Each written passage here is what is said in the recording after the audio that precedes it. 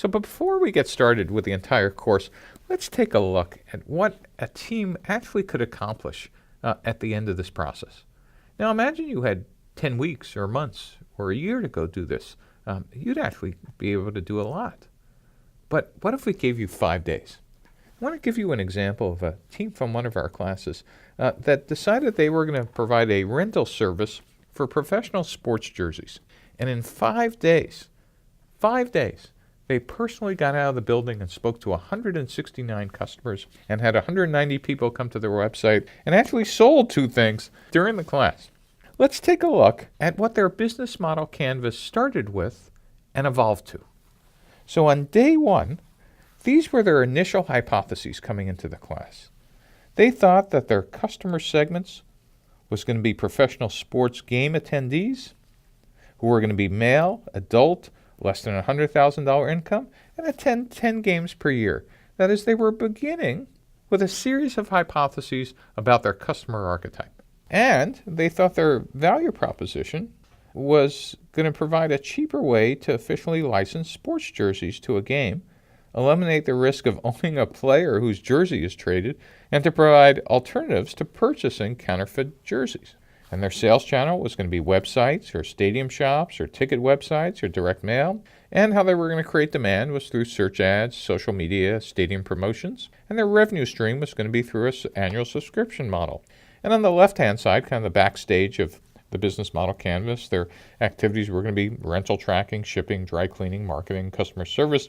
And they were going to have as resources inventory of jerseys, warehouses, logistics systems, and their key partners might be the professional sports league and the suppliers and the dry cleaners and the shop vendors and envelope suppliers and UPS and FedEx and the postal service. And their cost structure was going to be for warehousing, shipping, cleaning, logistics, tracking, website development, and maintenance. And this sounds particularly reasonable. You would look at this and go, absolutely, why do I even need to be in this class? But they got out of the building and spoke to 60 people by going to Yankee Stadium and actually meeting a bunch of customers on the first day. And look what happened.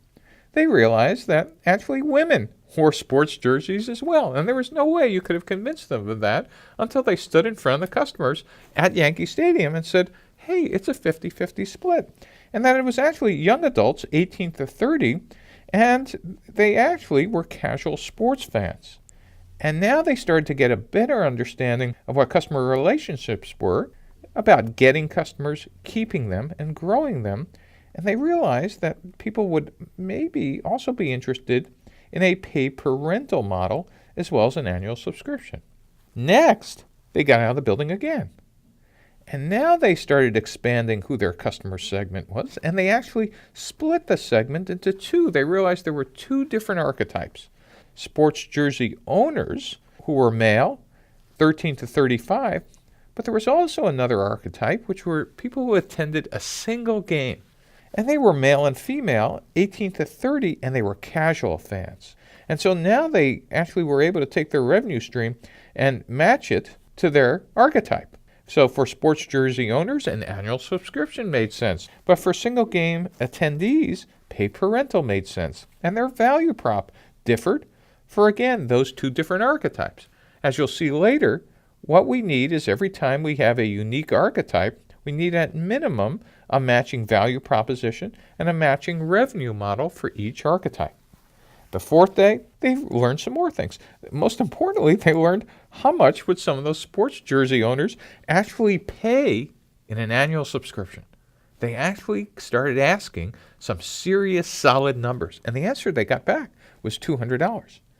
And they also understood that social media would be a big component in customer acquisition. The next day, they learned some more. They actually learned that another alternative for sports jersey owners would be a monthly subscription and also a one-time rental. And they started thinking about how would you keep those customers? That is, how would you eliminate churn and increase loyalty? And they started to think about seniority loyalty programs and how they would grow those customers by cross-selling and upselling them with premium subscriptions and family plans. So you could see after 5 days, just 5 days, after talking to 160 customers, you could see how the business model evolved dramatically from something that looked like this on day 1 to something that looked like this on day 5. Day 1, a series of untested hypotheses, a faith-based enterprise. On day 5, the faith has turned into facts.